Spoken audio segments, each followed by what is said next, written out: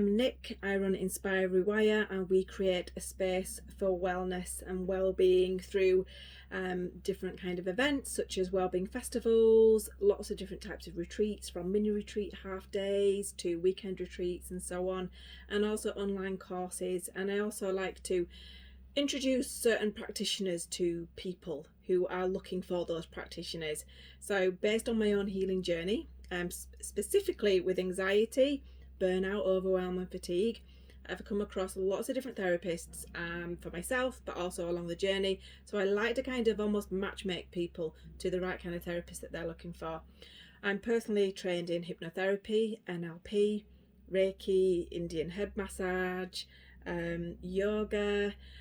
So for the last 6 or 7 years, I've been on this journey of helping others with their well-being based on mine. And prior to that, I was 13 years in corporate. I was global head of learning and development, and so I did lots with training other trainers, leadership development and so on.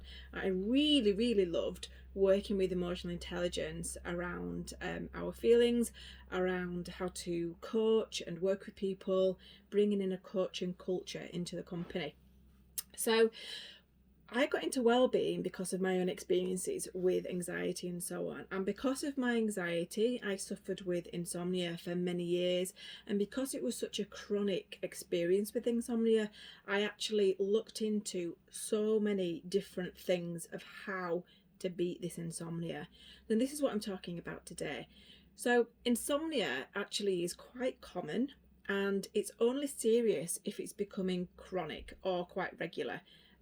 As with anything. So when we say chronic, it's usually something that's longer than 2 weeks, but most people can actually experience insomnia. It depends on your hormones, it depends what's going on in your life.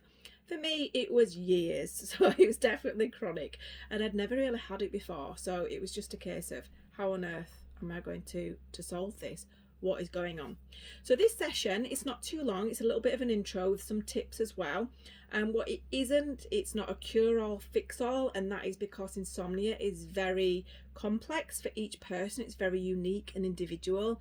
It can come from trauma from when you were younger that's triggered today by something seemingly unrelated, or it could be from something that's happening right now in your life. It could be a phase of life that you're in. It could be, hormone related. And so each person tackles it very, very differently. So I have a whole bundle called the Insomnia and Anxiety Bundle, which is a kind of a side-on to my bigger bundle, which is Adrenal Fatigue Bundle. So I personally had adrenal fatigue, and that is something that I ended up with from overwhelm, from burnout and all sorts of stuff. But these things are all linked. So whether it's hormone, burnout, anxiety, all these different things can cause insomnia. So I just want to throw a couple of numbers out there and see if you can kind of guess what these numbers are.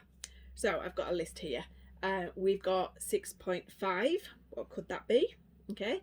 We've got 90 minutes. What might that mean? We've got 3 out of 4 people.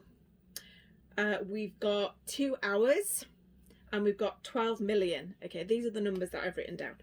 So let me go through what those numbers might mean then. Well, 6.5 hours is the average sleep that people get in the UK. Well, for me, I need a hell of a lot longer than 6.5 hours. So the reason I'm telling you this is because everybody is different. So there's no point kind of comparing against somebody else, and it can really differ from each gender as well. And as I say, different parts of your life. So for me, I could really do quite well with 9 or 10 hours, right? And I am just a happier, healthier person with that amount of sleep. But some people can get by with 5, okay? Now, the long-term impact of that might not be that good. Likewise with too much sleep. So it's about finding what works for you. I do quite well around 8 or 9, really. So the next number was 90 minutes. So 90 minutes is the actual sleep cycle of adults. It's a little bit less for children. So what that means is you're going through a natural rhythmic kind of circadian rhythm, and we all have different circadian rhythms anyway, but we have a 90-minute sleep cycle. So that means towards the end of that 90-minute sleep cycle, you can be more awake. You might pick up on sounds, which means you might wake up. So there are three main issues around sleep. One is that you can't get to sleep in the first place. Two is you get to sleep okay, but you wake up in the night. And three is that you seemingly have a good sleep, but you feel exhausted when you wake up. So I'm just kind of branching off here as I go into that. So if you're having insomnia falling asleep, it can be from overthinking, the cortex side of the cause of insomnia. If you're waking up in the middle of the night, generally it's because either you're overstressed as well, or the kind of imbalance of hormones. So that could be perimenopause, menopause, or adrenal fatigue. So with adrenal fatigue, it's overwhelming your adrenal glands, which means there's too much cortisol in the body, in which case cortisol is mixed up and it means you're waking up really tired with not enough cortisol in the morning, too much in the middle of the night, so you're waking up. Okay, now also if you are having that sleep cycle and you're more prone to noises, it might not be that you're actually having difficulties, but you're just thinking you are psychologically. So a little tip or trick here is kind of recognizing that, oh, maybe I'm at the end of my sleep cycle. I'll just close my eyes and I'll be back into my cycle. Okay, so we have different brain wavelengths as we're in sleep itself. So the other one was 3 out of 4. 3 out of 4 people struggle with insomnia, some level of insomnia. Okay, so you are not alone with this. 12 million is actually the number of sleeping tablets that are prescribed each year by the NHS. So the side note to sleeping tablets is that, yes, of course, they're going to be helpful in the short term, and that's why doctors only prescribe them for short term. They're there to help you over a hurdle. But if you can get away with taking like a herbal one, then that's going to be more beneficial for you, because you don't have to wean yourself off, because sleeping tablets can be quite addictive. So it's kind of a cost benefit analysis really of taking the sleeping tablet and the implications of taking them and whether you might get addicted or not. It's each to their own. I have a whole story around my own personal experience with insomnia and trying sleeping tablets, and then what I did was I didn't take them, but at one point I did, and then I weaned myself off onto herbal ones, and then I weaned myself off from there. So the other one was about 2 hours. So it's 2 hours is what it takes for you to actually calm down before bed. So I have noticed this dramatically when I do any kind of lives or work around 8 o'clock at night and I finish at about 9:30 or something. I am so hyper, from doing that. My adrenaline's been pumping, so I'm kind of hyper, and I know there's no point trying to go to bed at 9:30, 10 at that point, because I just won't be able to sleep.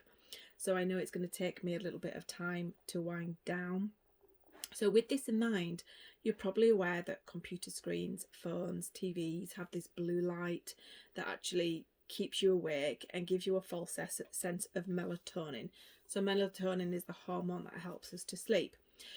So the idea of melatonin is that in the morning, as soon as you wake up, is to get outside at least, stick your head out of the window. That kind of triggers the melatonin process that by a certain amount of hours later on in the day, that you will feel sleepy.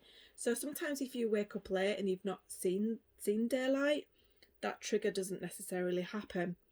So late at night, if you're triggering that melatonin so late, then it actually has the opposite effect in that it's going to keep you up later.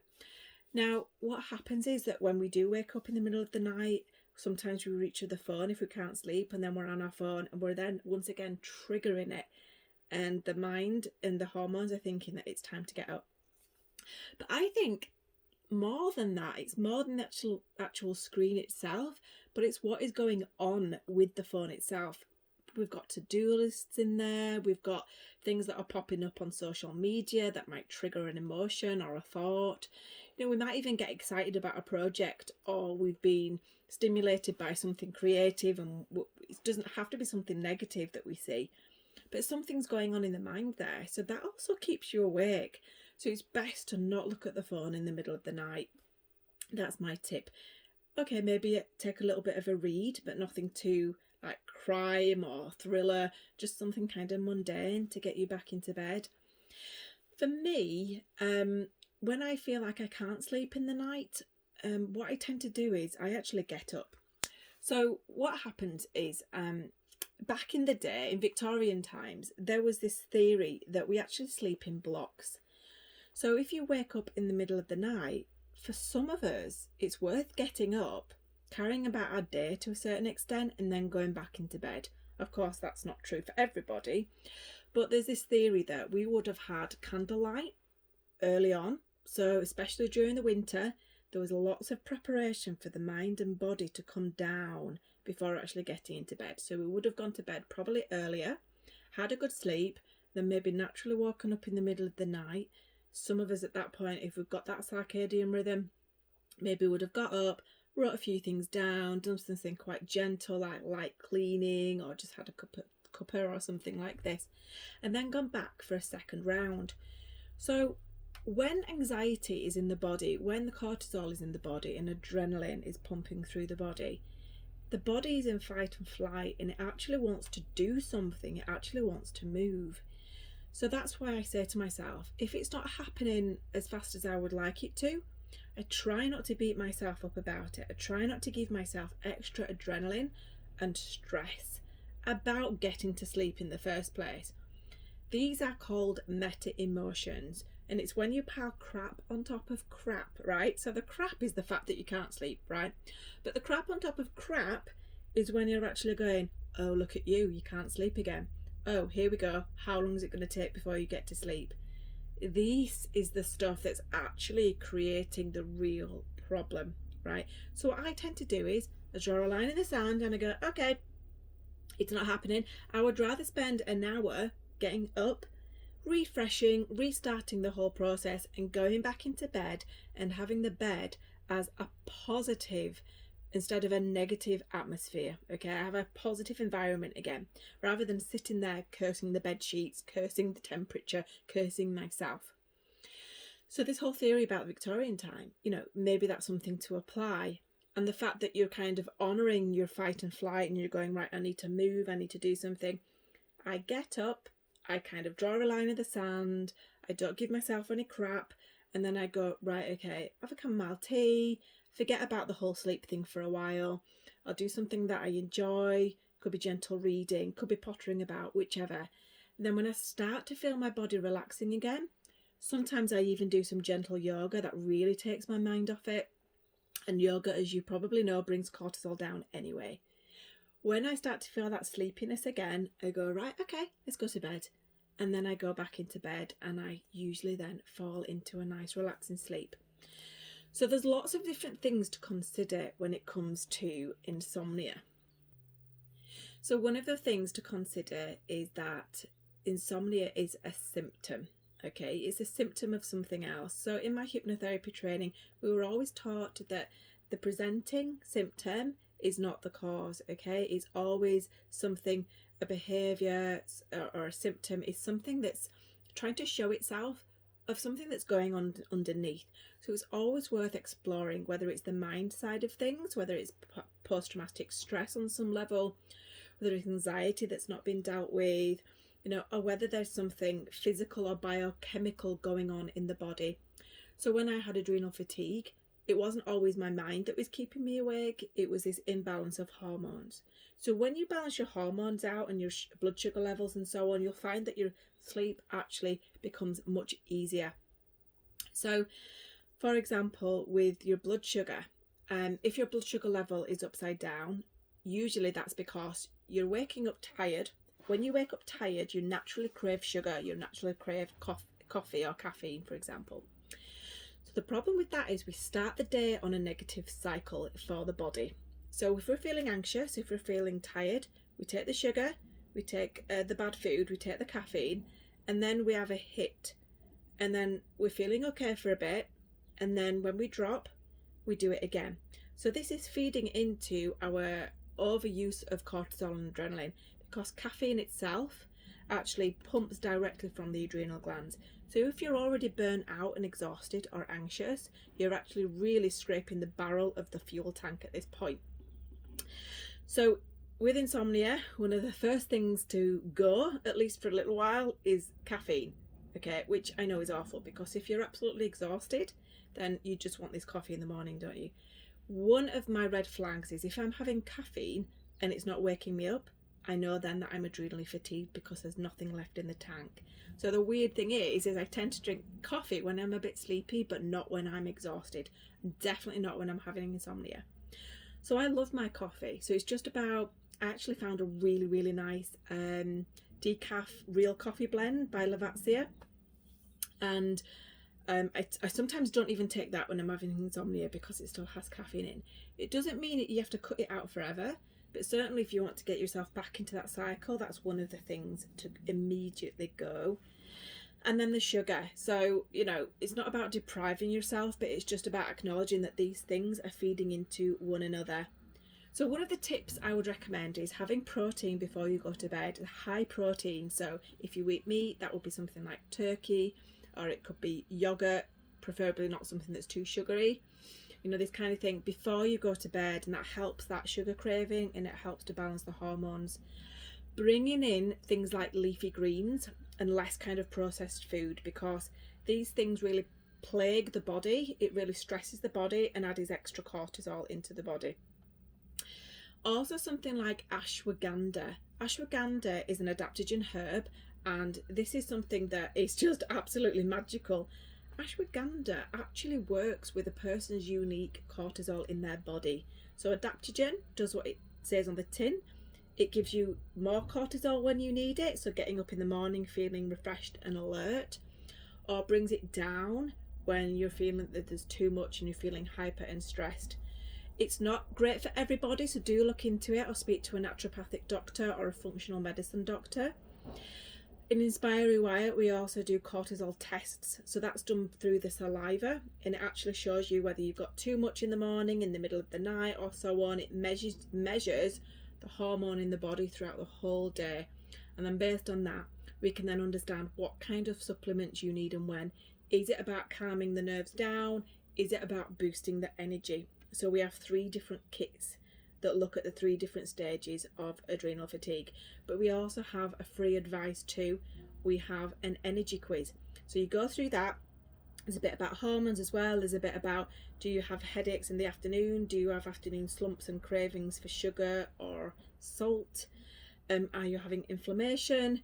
Do you get a foggy head, fuzzy head? All sorts of different symptoms around adrenal fatigue and insomnia. And I personally give everybody that writes to me with that their individual feedback and lots of advice. So one super tip that I give to people on that quiz is drinking Sole.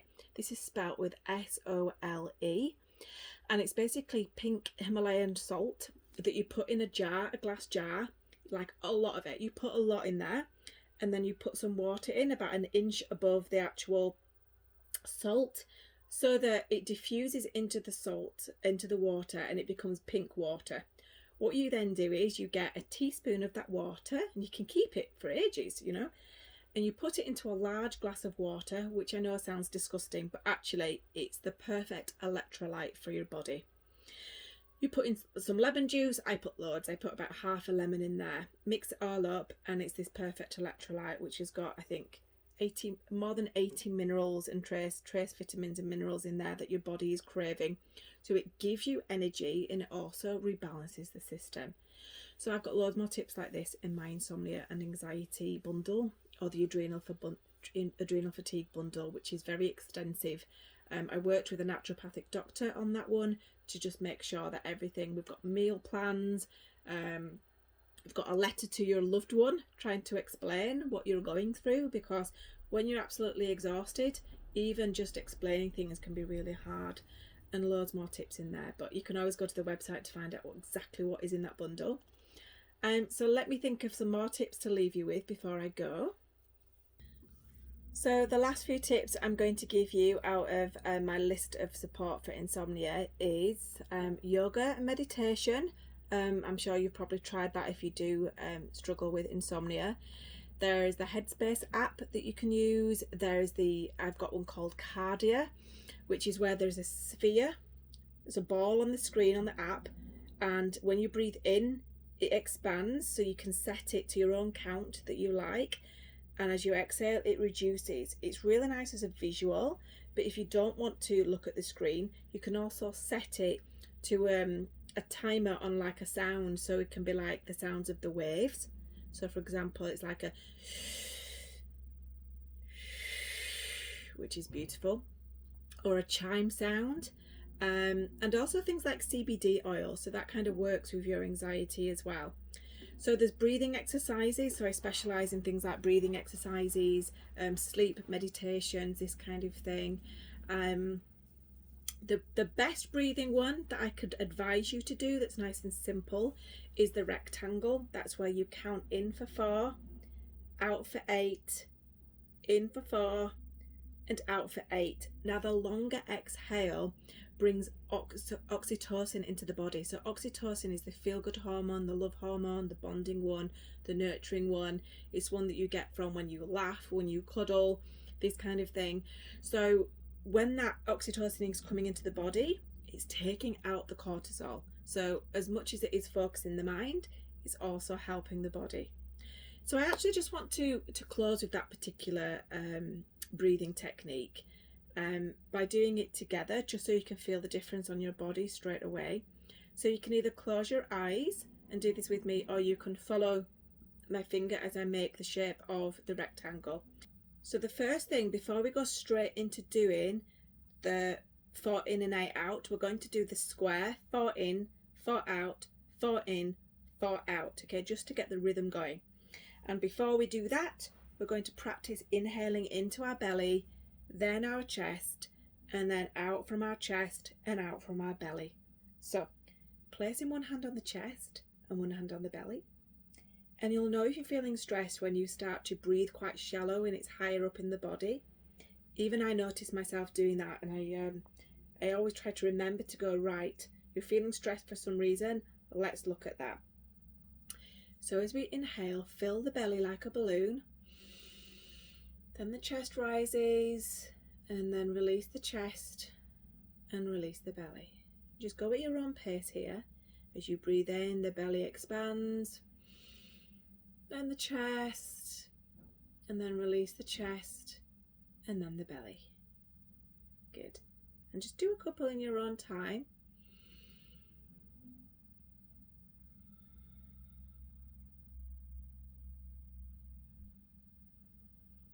And don't worry if you're struggling with your breath today. It's always something you can come back to. And just relax your hands down, keeping the eyes closed, or if you want to follow my hand as we do the rectangle, that's absolutely fine. We're just going to soften the face, take out the tension from the face, drop the shoulders, soften the jaw. And we're going to take 3 deep breaths in to begin with. The first breath we're going to release through the nose. The second breath we're going to release through the mouth as we blow it away. And the third one, a nice sigh. So let's do those 3 breaths together. So we inhale and release through the nose. One may feel better than the other. Let's inhale and then blow it away. Inhale.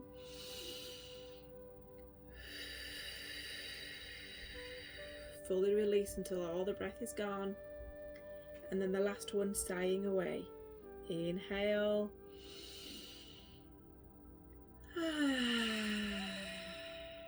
Until all the breath is released. Good. Breathing normally. Maybe even rolling those shoulders and just relaxing. As we come into the square, we're going to breathe in for 4, out for 4, in for 4, and out for 4. So let's begin. Inhale 1, 2, 3, 4. Out for 4, 3, 2, 1. In for 1, 2, 3, 4. Out for 1, 2, 3, 4. In for 1, 2, 3, 4. Out for 1, 2, 3, 4. In for 1, 2, 3, 4. Out for 4. In for 4. Out for 4. Just breathing normally here. The next one we're going to do, and the last one, is the rectangle. If you struggle to breathe out for a count of 8, then maybe just change it to 6. So we're in for 4 and we're out for either 6 or 8. So let's go. Inhaling for 4, 3, 2, 1. Out for 8, 7, 6, 5, 4, 3, 2, 1. In for 4, 3, 2, 1. Out for 8, 7, 6, 5, 4, 3, 2, 1. In for 4, 3, 2, 1. Out for 8, 7, 6, 5, 4, 3, 2, 1. In for 4. Out for 8.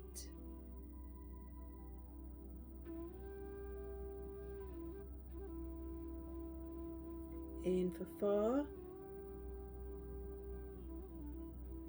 And out for 8.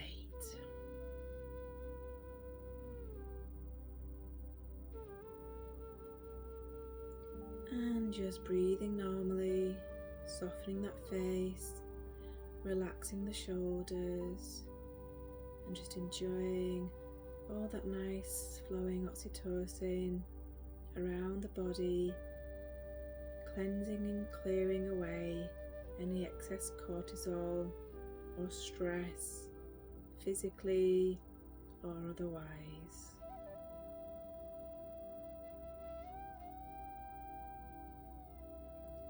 Enjoying that natural rise and fall of the belly.